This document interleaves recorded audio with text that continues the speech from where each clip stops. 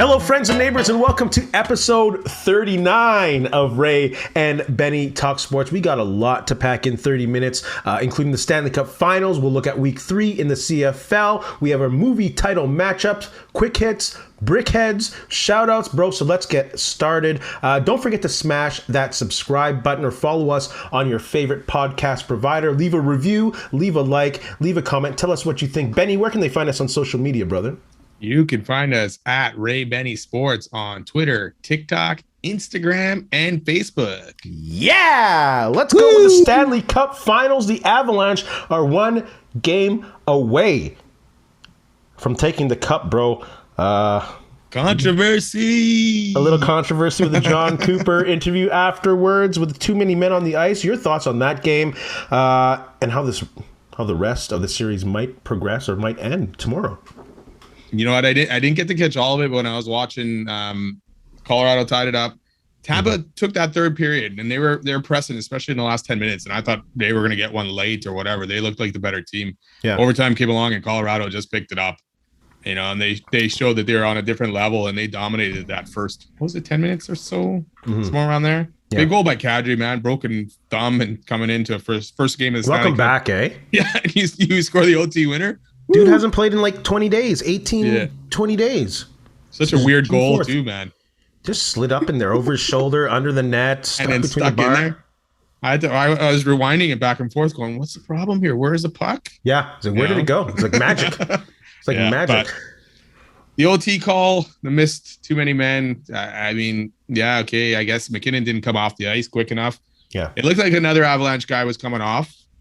So I think Kadri went on, but that guy kind of veered out and kind of stayed on the ice, and then McKinnon came off later. Yeah. Yeah, probably a too many men call in the regular season or something, but judgment call, refs didn't call it. They also didn't call a lot of trippings and hits from behind that were happening in the third period either. Yeah, well, apparently they didn't even see the too many men on the ice, which is totally understandable. There are so many too many men on the ice calls that are missed during the season anyways. It just sucks that it's at such a vital part of the season. Yes. In such a pivotal game. You know, game 4 is huge in any playoff series. So to have it end like that it's kind of stinky. It is. That's the NHL for you, man. It's like and you can't review mistakes. No, you can't review it. The mistakes, the non-calls that are happening in front of you late in a Stanley Cup final game, man. If you're going to call that in game 1, call it in the last game. Exactly. It has to be consistent. It has to be consistent. And that's not to take away from the Avalanche. Like, bro, like 15-3 throughout the entire playoffs. Yeah. Come on, man. That's ridiculous, man. The pace that they're playing at, the speed that they're playing with, it's hard to imagine any scenario where Tampa Bay can really crawl back into this one. I'm not counting those guys out yet. No, you can't. But blowing that, I mean, they were up a goal twice yesterday and not being able to hang on. Yeah. We talked about it before. You leave that door open a little bit for Tampa and they kind of burst through it and they take it over. They left it open for Colorado. Oh. Kemper, you know what? He let in a weak Props second for him, goal. though. Yeah. But he's made 16 saves in the first. I think close to 40 over the whole game. Like he shut it down after that second goal, and he was solid enough to give saves. Colorado a chance to take it. So yeah, game 5, Stanley Cup's in the building in Colorado tomorrow night. Well, Tampa Bay, they were like 17-4 in shots in the first period. Yeah. And it seems like they had things under control. And man, before the end of the second period, like with 1 second left, Colton by himself in front of the net takes a pass in the corner and it was a save. Yeah. I think that would have been huge going into the third or the second intermission with a 3-1 lead and the momentum. Yeah. You got to give Kemper credit, man. He bounced back. He played great. And it wasn't like one save. He made 3 or 4 huge saves that kept Colorado in the game. And I remember I was like, it doesn't matter. It could be Kemper or whoever in net, Frank Kuz. And nah, man, it mattered. Yeah, he bounced back huge. And like I said, at the end of the third, he was making saves. Tampa had some glorious chances. Kucherov hit the crossbar late in that third. Yeah. But other than that, Kemper, he played a solid game, especially late in that third. Overtime wasn't as busy. So kudos to him, man. He helped him out. McKinnon got his first goal of the playoffs as well on the power play. Only 4 power plays in that whole game. That's huge. Seems low. Seems low. Huge. Well, with those two teams, it makes sense. But at the same time, those refs That whistle was in the pocket, bruh. Nah, that thing went away. Yeah. I don't even know why they carry them on the ice in the third period. Now, do you think in the third period, when things started to change, when Colorado started to get into that rhythm and can use their speed, is this a situation of Tampa Bay not having the legs to continue that style of play where they have to lock Colorado down, where they have to slow that team down, where they have to kind of interrupt their rushes either into the zone or out of their zone? Do you think Tampa Bay just doesn't have the legs to keep going? Yeah, I would say so, man. They've played 2 7-game series. I know they got by Florida pretty quick. Colorado obviously haven't played that many games, so yeah, they got still those fresh legs and they can keep coming at you. Still fairly a young team for Colorado too. So I'm sure that's helping this deep. Tampa Bay, not only is this, but this is the 3rd time in a row Stanley Cup Finals. Maybe not as many games as years past with the COVID and everything like that. Yeah, but they're still playing a lot of games over the last 3 years. So I mean that all could be catching up, but yeah, Colorado's speed is too much, man. It keeps coming at you. Yeah, like, and things, I don't know if that's a legs or they made like a conscious decision to play prevent. And like John Madden says, prevent only prevents you from winning. Yeah. Because it did seem like they're sitting back on that lead, bro. Or was I just seeing things? They did a little bit, but like I said, late in that third, they brought it better than Colorado did. But in that overtime period, it was all Colorado. You know, Tampa needed to end that game in that third, and they had some chances. Couldn't do it. Corey Perry even had a great chance. Yeah. But yeah, man, if you let Colorado get that and dictate the game, it's tough for you to finish them off. So I know there's Colorado fans that want to hear us talk about Colorado, what they have to do and what they've done throughout the regular season, how they went undefeated against Tampa Bay. That doesn't really friggin' matter. Because in the grand scheme of things, Colorado just has to stay the course to win this, no? They have to just use their speed, do what they've been doing, get those rushes, be able to control the puck in Tampa Bay zone. Like, what? Colorado doesn't have to change anything. No, this is Colorado's to lose, basically, man. They got to win one of the next 3. Yeah. I know it gets tough for each game you lose, obviously. You know, the doubts start to creep in. Yeah. They would obviously love to win it tomorrow night. You're on home ice, right? Winning in Colorado, first time since, what, late 90s, was it? Something or early 90s? Mid-90s? 91? No, it would have been mid for sure. Yeah. But yeah, they need to finish it tomorrow because you give Tampa Bay again any more life, and you never know. But Colorado's got a good team. Colorado's not the same so far. As the Rangers didn't have enough depth. Toronto couldn't finish Tampa when they had a chance. So Colorado right now is doing that. And what does Kemper's just got to play the same way too. What does Tampa Bay have to do to turn this series around? Other than win 3 games in a row. Yeah, I mean, they got to get Colorado to play their way, slow the game down a bit, take advantage of any time they have a power play. They were 0 for 2 yesterday. I know they're minimal, but yeah, you got to take advantage. You got to get your guys going. Kucherov's got to get going. Stamkos too. And Vasilevsky's got to, he played well yesterday. No fault to him, but he's got to play stellar for them to have a chance. Yeah, and who's listening to Pierre Maguire, and he makes a good point of how St. Louis dealt with Colorado. You got to weather that storm in the first period. Yeah, you have to weather that storm and capitalize when Colorado makes mistakes, which they don't make much of. No, because they play with so much speed that they can usually recover on mistakes that they made and get back to their zone. Yeah. So, man, Toronto again. I've done that. They wear blue, and they're losing. The losing part, yes. So yeah, Tampa Bay it's a tough mountain to climb, but they just have to slow it down and find a way to move that puck. Yeah, and get those big guys going. They're blocking shots. That part of the game is there. Stamkos was limping. Yeah, I don't necessarily want to see Stamkos blocking shots, but they do what they got to do to win. You got to put your body on the line for that. Exactly. Cup, you can't tell a guy, hey, don't try. No. Next time, step out of the way. All right. So is it coming? Is Tampa Bay going to make a comeback, or is this done for you? I could see Colorado winning tomorrow night, or Tampa Bay winning tomorrow night, but I think Colorado still ultimately takes it. Yeah. Speaking of weathering the storm, that storm's coming really hard next game when they know that they can finish them off. They're at home. They have the energy of that amazing. Did you see their watch party last night? Yeah. That was crazy. Whatever they have going on, was it Pepsi Arena? Whatever they have going on there in Colorado, wow. So they're going to have to weather that storm as well with the crowd, Tampa Bay. Yeah, we'll see with Tampa if they can get over this overtime loss, right? it's still sticking probably in the back of your minds a little bit going into the next game, at least earlier on, thinking, man, we lost in a BS kind of way. So they got to get over that quick, and they got to come out in game 5 like they did in game 4 in the first period. Yeah. I think that because of their veteran team, I think they will get over that loss. I think it's one of those, let's move on. They can't do anything about it. And I think there's that veteran presence to get over that. But physically, I don't know if they can keep up with this team, bro. Yeah. It'll be interesting. First period is going to be interesting. Yay. Can't wait for the new game tomorrow. Let's move on to the CFL Week 3. Brother, what's going on in Saskatchewan versus Montreal? Holy cow. There's a butt whooping going on in that game. Yeah. Only about 5 minutes left, I think. But Fajardo's been beaten up. 9 sacks against him, I believe. A couple of turnovers. Some not necessarily his fault. Duke Williams with quite the interesting interception that turned into a pick 6. Yeah. But this game is 34-6 right now for Montreal. Who saw that coming? Nobody. I totally picked Saskatchewan in this game, bro. After watching Montreal go, even though Trevor Harris looked good last game, I thought, Saskatchewan's still organized. They made that comeback against Hamilton. They should, not Hamilton. Who am I thinking of? It doesn't matter. Saskatchewan. Montreal? Who we talking about? Saskatchewan? You don't even know who you're talking about. Saskatchewan should have easily won this game, so I don't know what's going on there, bro. That special teams looks horrible. They got the first play of the game. They run it back for a touchdown.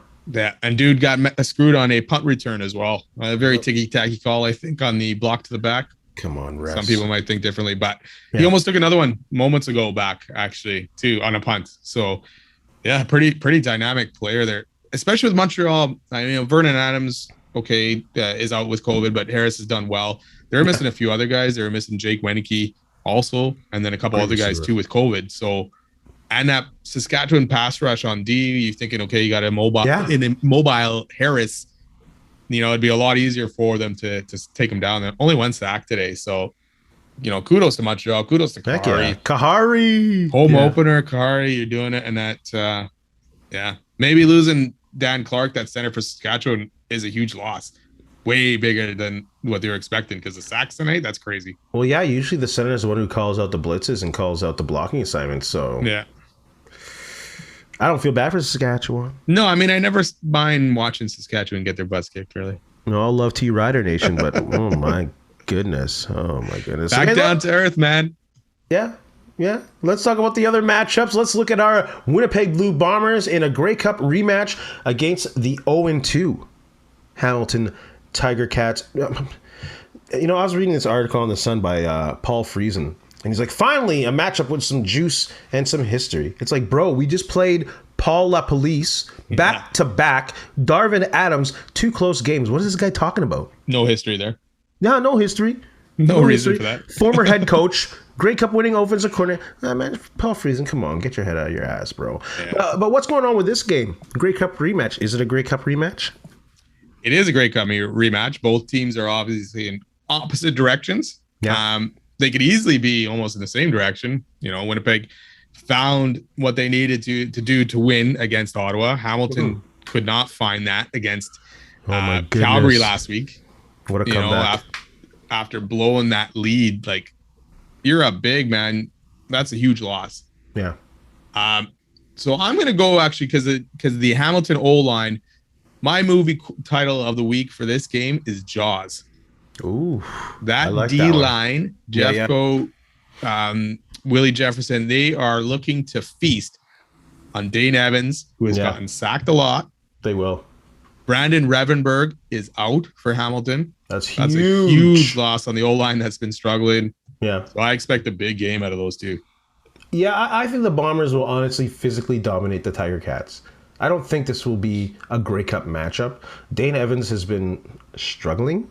Turnover machine. Yeah, and against this defense, that's not a good against his defense, especially with someone like Dietrich Nichols playing the way he is. That guy's balling, man. Yeah. I really like watching that guy play. And yeah, they don't have any kind of semblance of a running game. And you mentioned our D-line with Jeffco, Jefferson, Sales, and now Theodric Hansen's coming back. Yeah. That's right on. Yeah, good for that guy. He didn't really hold out, but he's waiting to come back with his CBA. Because, these global players make $10,000 less than the league minimum. Yeah, they make like nothing. I was reading that article about that, and I'm like, oh my god. And they're not eligible for raises like the Canadian American colleagues. That's crazy. Yeah, for what, 2 or 3 seasons or something like that. Like they have to be around for that long. Yeah. So good for him. Huge addition. Huge addition. Yeah, it's amazing that they almost come over for what they're getting paid. Yeah, but that's the love of the game, right? Absolutely. Winston Rose is out tomorrow. So we got Demario Houston. I don't know much about him, so we'll see what he does in a CFL game there tomorrow. Yeah, he knows the system at least. He was with us last year. I don't think he was with us a year before. So he knows the system. He's familiar with what's going on in the secondary. That's good, right on. So hopefully it fills in that spot. I mean, Rose has struggled this year. Maybe it was a foot injury or whatever, but he's out for this game. Did you know since 2015, the Bombers, when holding an opponent to under 20 points, are 31-2? That's a good record. That is crazy. And that just shows you how good this D has been over the last 2 years. Friends and neighbors. 2015, actually. So in the comment section, can you tell us who the 2 games that they lost to when they held a team to 20 points or less? Yeah, right on. Friends and neighbors, look that up, so I don't in the comment section, please answer that one. I'd love to know who that is. Bro, I don't see how Hamilton can compete in this one. Even though the Bombers net yards, worst offense, they need to fix that. The least amount of offensive plays, they need to fix that. And they need to get that running game going. Yeah, that's a big factor. They got to get this running game going. Hamilton has a good D. I mean, besides playing a terrible fourth quarter last game and even late against Saskatchewan, the D was pretty good and then just gave up a couple late ones. So they got a good D, and Bombers' offense has been struggling. Yeah. O-line's got to play good. That running game really needs to break out this week to give Collaros a chance. Absolutely. He needs a running game. And I love that you chose Jaws, because this will definitely happen, in the guts of the offensive line too, the teeth of the O-line, in the interior O-line where you have Gray, the new center, Kowalski, who played very well last game when he had to come in for Michael Couture. Yeah. Liam Dobson's actually dressing too, so we'll see if he gets some play time somewhere. Nice. And of course you have the veteran Pat Neufeld in the middle there. So it'll be interesting to see that battle. And, for sure. I think the Bombers will win that battle, bro. I agree. I will go with the Bombers as well in that one. I think it'll be a close game. I don't think it's going to be a blowout or anything, unless the Bombers offense just finally gets it and clicks and goes crazy. But it'll be a close game, but I expect the Bombers to win. Yeah, let's remember this Bomber defense as well. So. Yeah, they've only allowed 1 touchdown this year in 2 games. Yeah. Just remember that. This defense is still good. Oh, yeah. Lots of yards. Hopefully they can cut that down a bit tomorrow, but I mean, they haven't allowed the points, so that's big. How about Kyrie Wilson also playing at Sam Linebacker spot? Man, he's having a good year. Yeah, picking up right from that Grey Cup game and starting that play last year, or finishing that play last year. So yeah, he's stepped up. He's had a wicked season so far. Yeah, and the defense is not playing to their dark side maximum, I don't think. No, and speaking of that whole linebacker crew, Big Hill and Rutledge, man, I think those guys have been playing great, man. They haven't allowed too much there. Yeah, they have a great guy to learn from in Big Hill, for sure. For sure, yeah. Mm-hmm. I think the secondary is definitely missing Alexander. I think that'll be a huge difference. Yeah. And then again, the D-line, if they can get it going, get the rushing that quarterback a bit more, that'll help as well. But yeah, the linebackers have probably been the most solid point of this Bomber D so far. Yeah, I can't wait to be there. Bomber fans, don't forget, it's whiteout. Whiteout. It's whiteout where you're white. Buy your white. Let's talk Elks and Stamps. This one, I'm going with the movie Hatfields and McCoy's Bad Blood, because this is just the rivalry in the CFL. Yeah. Like, I love the rivalry between the Bombers and Rough Riders, but there's no denying that this is the #1 rivalry, probably in pro sports. Can you think of a rivalry that's bigger than this? I don't know. Edmonton, Calgary all together, the hockey, the football. Absolutely. Yeah. Absolutely. So Hatfields and McCoy's Bad Blood. I'm not a fan of, CFL matchmakers. It's just so frustrating. I'm not a fan of this game happening in week 3. Like, these matchups should happen on Labor Day and the rematch after. And they're not even having the rematch after this year. So. Oh, really? Yeah, really, bro. They play July 17th and then they play on Labor Day, September 5th. Wow, that's terrible. Does that make sense? You got to keep that back to back, especially especially the Saskatchewan, Winnipeg, Calgary, Edmonton ones. Yes. Even Hamilton, Toronto, those always should have their back to backs. Absolutely. That's a tradition, man. Rotate BC, Montreal, Ottawa. They can rotate who plays that week, but the rest have to stay and they have to have a return matchup. CFL matchmakers have been doing a horrible job these past few years. Big time. How can we not play Ottawa? Come on, man. No Ottawa last year, no Toronto at home this year, but we get to play 3 teams in the West 3 times. Nonsensical. You're not having a return of Andrew Harris. How stupid is that? That is the worst thing ever. Any which way, let's talk about this heated games. When it comes down to it, bro, I don't think Chris Jones will have this defense ready for Calgary. No, I mean, they were better last week, but still still made too many mistakes. Yeah. But yeah, we'll see if we get Bo Levi altogether, because apparently he's been limited this week. Questionable. With soreness. Yeah. But if he does play, will he play the same way he did late in that fourth quarter last week? Or will he revert back? I mean, according to Bo, he's back, right?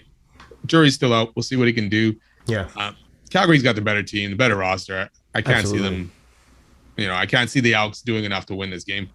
I can see this being a big game for the running backs. These two running defenses aren't very good, and they have Kadeem Carey in Calgary, and they have James Wilder in Edmonton. Yeah. And if are they going to run him though? They have to. If Edmonton has any chance of winning, they have to just give that guy the rock and let him run. Because that'll set up Kenny Lawler, who's probably in line to have another huge game. The Calgary defense against the pass isn't that good either, bro. Oh yeah, Dane Evans. I keep saying Evanson, coach, whatever. Yeah, Dane Evans was picking apart that Calgary D. Yeah. For the most part last week. They got it together late, obviously, but Nick Arbuckle, first game against Calgary. Yeah. But too much roster shuffling still going on by the Elks here.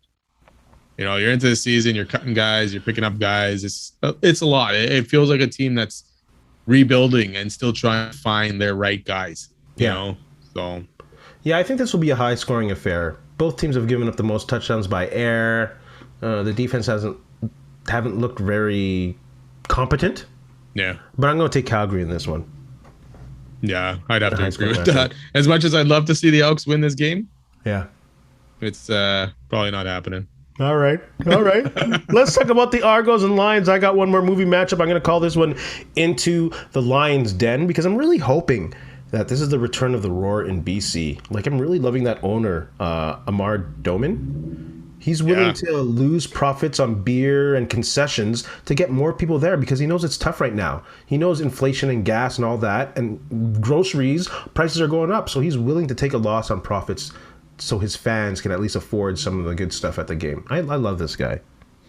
Yeah, it's a great idea. What was it, $5 for a beer and a hot dog or something like that? Or $5 each or something? But whatever it is, get the fans in the stands. I mean, prices at stadiums, arenas are out of hand anyways, man. It's ridiculous. You think they could be reined in a little bit, and kept somewhat normal, but it's great. It'll be interesting. Toronto's obviously traveling pretty far to get to BC, playing a late game. Yeah. But both of these teams have something to prove, right? Because both are still kind of questioning. It's like BC, were they that good, or was Edmonton that bad? Nathan Rourke, was he, can he do it again or whatever against a better defense? Toronto, again, most are saying they probably should have lost last week, right? They probably should have. Yeah. How do you miss that close field goal? So still questions there. Are we going to see Chad Kelly this week? We'll see. We might not see Andrew Harris this week dealing with a hamstring. Toronto has 19 players right now on their injured list. That's including veteran receivers Eric Rogers and Juwan Bresky. Yeah, they were out last week too, right? Those two. Yeah. And this week Shane Ray is out for Toronto. That wicked, I was going to say a swear word. That wicked pass rusher for Toronto. So that gives Nathan Rourke even more time and more ability to be comfortable in the pocket, and also James Butler to run. Yeah, I expect. Yeah, and again, he's got questions to answer too, because it's like, oh, you just played Edmonton. We'll see how you do. Yeah. So. Yeah, it'll be interesting. BC can get it going. Did they say how many tickets they've sold for this game? I didn't end up checking. I haven't seen a release in social media yet, but I'm hopefully hoping they got this. Yeah, hopefully they got the same amount as last week. And like you say, get that place going, man. It's good for the league. As much as I want to see Toronto lose or BC lose, we need those fan bases to pick it up. Absolutely. And so if they can get some success, win some games, and that'll attract the fans, I'm all for it. But not when you play the Bombers. No, just other weeks, please. Yeah. So I think I'm going to take the Lions in this matchup, and I think they're going to win big. Too many injuries to Toronto. Andrew Harris might not play, or he might not play the whole game. Hamstrings are tough to deal with, especially when you're a bit older. So I think BC will come out on fire, inspired, ready to hit people from that week off, and they'll win. Yeah, it'll be interesting to see. Do you think Harris, maybe he sits this week so he can play the Bombers the week after? You think that's in his mind at all? You know he doesn't want to miss that Bomber game. Yeah. And it's the only one, right? It's the only one they play each other, so. Yeah, I don't know what his mentality would be. You play to win the game, you play for your team, or you save yourself for a revenge game. I don't know. Yeah, and he seems like the team guy, right? He's always seemed like that when he was with Winnipeg for sure, but this one adds a little bit more, right? So it'll be heated. I can't wait. Yeah. I can't wait. I'm sure he's looking forward to it. He's only got one shot this year, unless they meet in the playoffs in the Grey Cup, like I predicted. Be such a good matchup. Any report on Saskatchewan, Montreal? Does Saskatchewan make any kind of comeback? Saskatchewan did score a touchdown, but it is 37-13 with less than a minute left. So Montreal is going to go to 1-2. 16-22 for Trevor Harris. Good. 262. 50%? You say 16 to 22. 22. Okay. 22, yeah. Not bad. Yeah. Not bad. No, not at all.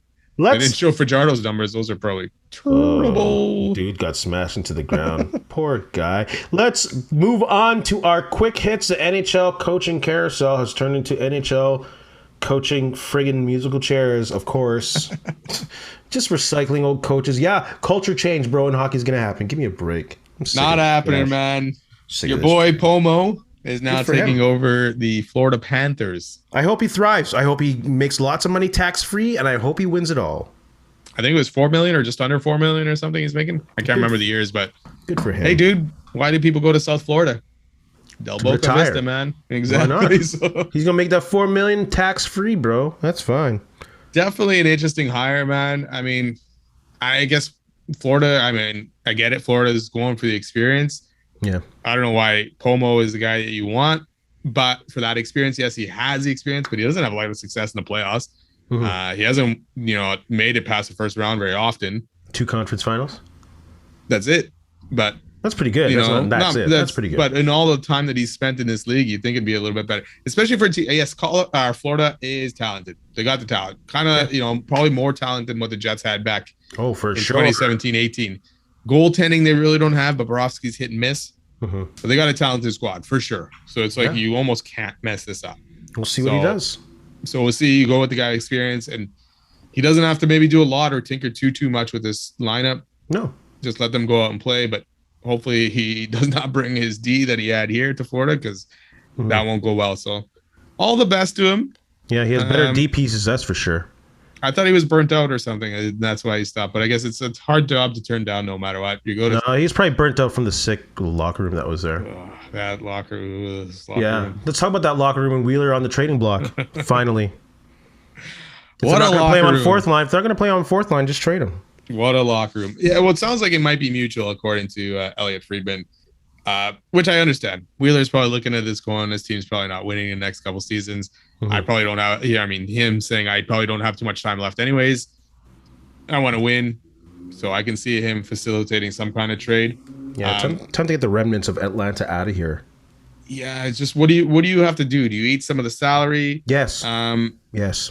But I don't want to give up any prospect in terms of getting rid of Wheeler either. I don't want to give up Heinola or Perfetti or not Perfetti. No, not Perfetti. No. But Heinola or any high draft pick or anything like that to get rid of Wheeler, man. Because I'm sure we'll be getting some kind of young player or something in return for that kind of trade. It's hard though with that salary though, man. Depends. Mm-hmm.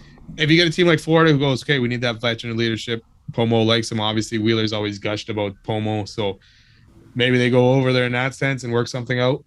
But you're probably eating at least at half that salary, right? Yeah. So it is time to move on. But it is. I would have no problem with that. Yeah. We also have rumblings though of Pierre Luc Dubois, of course, looking to test free agency in 2 years. Yeah, he's playing in Winnipeg, bro.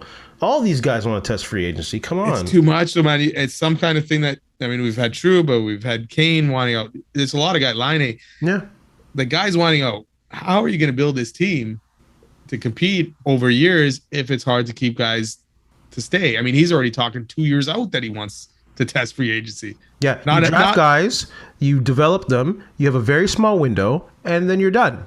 That's what we'll be doing, bro. That's the difficulty of having a horrible small market. Not horrible. That's just the conditions of having a small market team.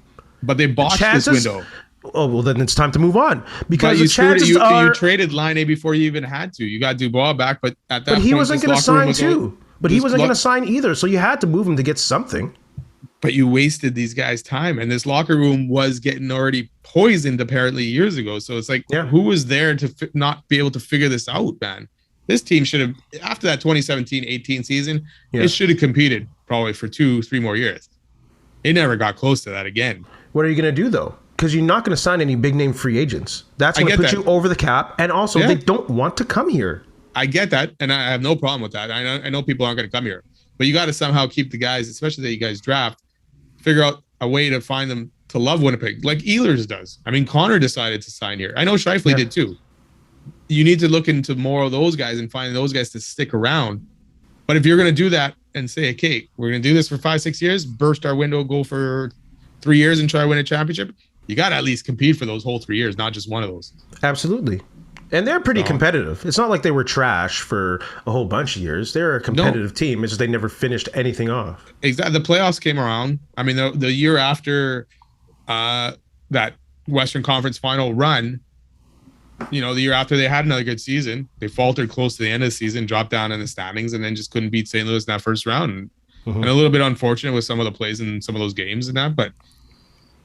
And then since then, it's almost been downhill, besides beating Edmonton in the first round last year and then ultimately getting swept by Montreal. But well, welcome to the world of being a Jets fan. Yeah, it's gonna be fun, eh? It's gonna be fun forever. PLD wants out, and I don't blame him, bro. He's not necessarily that he wants out. Who knows what can happen in 2 years? This is like asking for a trade already. I'm not going to negotiate. Do you trade him right now? Do you trade him right now? Yeah, listen. You start listening. Because what are you going to do? You're going to wait till 2 years comes and you're going to have nothing for him? You're not going to get the ultimate value that you can get from him, especially that he's saying he wants a test free agent, even if you traded him to Vancouver, wherever. As an example, you're getting Vancouver's probably only getting a guy that's there for 2 years, no more, kind of thing, right? Because he's always going to look for free agency. You almost got to find a team that he maybe wants, and then maybe he'll seem long term with, and then make that deal. Yeah, and then you can get more out of him, right? It's one of those, tell me you want to trade without telling me you want to trade. Yeah. Get the value for him. If this is a rebuild start, then you might as well. I'm going to test free agency. Bro, we can't compete free agency with anyone. Yeah. Especially with a player like that. So, oh boy, here we go. Fun times. We'll see. Brickhead. Is Trotz hired yet? No, he's not. Benny's Brickhead of the week. Who you got, bro? Trotz. You know what? It's disappointing to list this again with all this stuff, but Hockey Canada, what a joke. You're getting my Brickhead of the week. Good. Another boneheaded moment, black eye. Yeah. Situation that they allowed, not that they allowed to happen, but they kind of tried to push under the rug and settle in a deal where a woman got sexually assaulted by 7 players. By eight. What is wrong with you? And this is such a trash organization and such a trash culture. Like, being in a hockey high school when I was younger, the things that you hear about what these guys do to each other, and this is like throughout. This is not just a Winnipeg or private school thing. Like, this is a hockey thing, and this translates into these administrators protecting each other. Bro, this is a $153 organization. They have that shit in stakes, in cash, and whatever assets, and we don't, as Canadians, we don't need to be giving this organization any more money. It's embarrassing. Yeah, totally agree. I guess the federal government's frozen their funding now, but yeah. Good. But the fact that he settled this deal without really looking into it anymore or trying to figure out which 8 players who were involved, or getting any charges to be pressed against any of these 8 players. Ugh, good God. Sick, I can't even say any more on this stuff because it just gets frustrating to think of this stuff, that it's still happening. Yeah.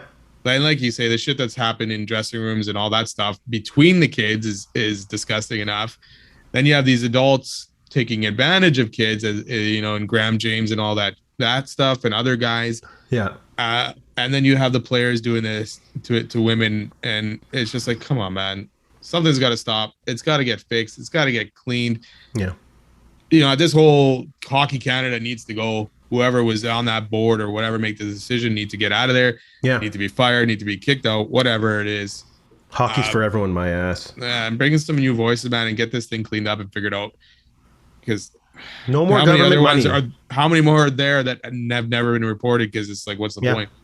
Because they're protecting each other. Yeah. No more government money to Hockey Canada. Plain and simple. Yeah. Trash organization, bro. I'm sorry I had to go off on that joke of an organization. Bob Nicholson and all those clowns, whoever's running that show. It's embarrassing. Yeah. It's embarrassing. I want to hide sexual assault and abuse. Get out of here, man. How are you going to fix it by doing that? That's... Ooh, that's a good brickhead, bro. That felt good. That felt good to get off my chest, bro. I was waiting for that one. Who do you got for shout-outs, brother? I'm going to give a shout out to 2 Winnipeg Blue Bombers, or ex-Winnipeg Blue Bombers, I guess, for making it to the Canadian Football Hall of Fame. First, we got Dave Ritchie, who made it in the builder category. We all know Dave Ritchie, 2001. Yeah, great teams, great seasons, man. David Benefield, we had an interview with him recently. It'll be released in the next few days. He talked greatly about Dave Ritchie. Yeah, great person. And then Tricky Dickie Thornton. I like that name. Heck yeah. Who also made it, DB wide receiver, 61 to 66. Obviously, we didn't see him play. Yeah, he's there for the glory years, though, with Kenny Payne. Yeah, exactly. Congrats to him as well. Shout out to him as well. Also, shout out to Mike Riley, Coach of the Year in the USFL for New Jersey Generals. He's a Winnipeg favorite. He'll be in the Hall of Fame. Yeah. And he's so dominant. Speaking of that, it's like, why did it take this long for Dave Ritchie to get in? I don't know. I would have assumed he was already in before. I don't know. Thank goodness it wasn't post-mortem. I hate when that happens. Yes, exactly. Benny, you got anything to say to the people? You know what? Thanks a lot for listening. Again, check us out on social media. Leave a comment. You know what? Let us know what we're doing. If we're doing anything good, if we're doing anything bad, let us know. Have a good weekend. And in the words of Mike Tomlin, a hard day's work is a hard day's pay. Take care. Oh, man, I messed up my outro. Be kind. Be safe. Help each other out. Hey, friends and neighbors, don't forget to check us out online on Facebook, TikTok, Instagram, and Twitter at Ray Benny Sports. And don't forget to check out our YouTube channel. Leave a like, leave a comment, tell us what you think.